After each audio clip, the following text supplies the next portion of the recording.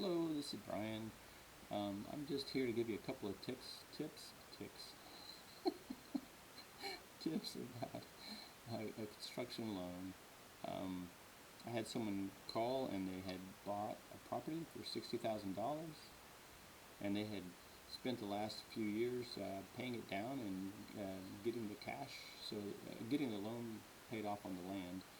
And so they come to me and they've got about a 700 credit score, they've got a really low budget, and they want to be the builder themselves. I can do the builder yourself kind of loans. I know how to do those, and we can figure out a way to get that done. You've got to have some kind of experience dealing with contractors, and you've got to have experience dealing with budgets. But they paid off the land, $60,000. They had $2,000 in the bank, 700 credit score, and about $100 a square foot cost on the house. It was a 2,000 square foot living, and it was about $200,000 budget. So everything looked good except two things, and the two things were she's only got $2,000 in the bank, and the other problem is that it's $100 a square foot. So the $100 a square foot is a problem to underwriters because they think that houses cost about $150,000. They don't quite understand sweat equity and that kind of stuff, so sometimes we have to build that into the budget. But the best, easiest way to fix that is just to make it $150 a square foot, make it a $300,000 construction build cost, and that'll solve that problem. Then the other problem is and let me speak to that. You don't have to draw out all the money, but you have to have $300,000 loan available if you need it. And that way it makes the underwriter feel comfortable that if you need all that money, and they think you do, because that's what they tend to see. They tend to see stuff when it gets in the 130 and 140 and 40 and below, they start questioning the loan and the budget, and they're not comfortable with it. So I had one that was denied recently, and that was one of the two problems. Credit issues about a year and a half ago, and then a low budget dollars per square foot. Back to this lady that had paid off the land. So the other problem was she only had $2,000 in the checking and savings, and had no IRA, 401k, that kind of thing. So I told her you need to save money and get about $15,000.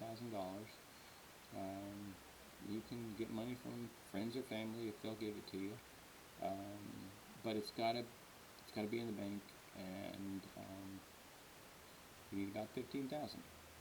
So when you pay off your land, don't starve your liquid cash flow. I could have gotten her a loan if she would have stopped at about $20,000 and had, $15,000, $20,000 in the bank, and she wouldn't have the loan paid off and still having to pay interest on it. But I could get her the loan. It wouldn't affect her cash to closing because her house amount was so small, and she could have,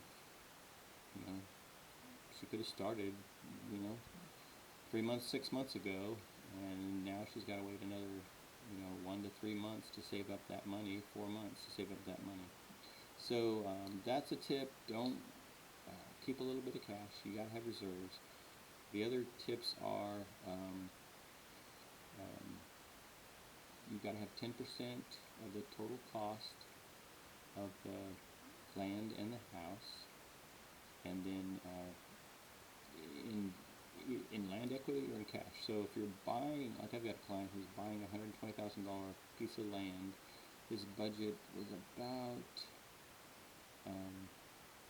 what was his budget? His budget was about $600,000. So that's $720,000. You have to bring $72,000 to closing for that kind of deal. I can roll the loan cost into it, but they'll do 90% of the total cost of land and house. And if you've already paid for the land or paid for part of it, that equity counts as your down payment. So let us know if you need any help on any kind of construction loan.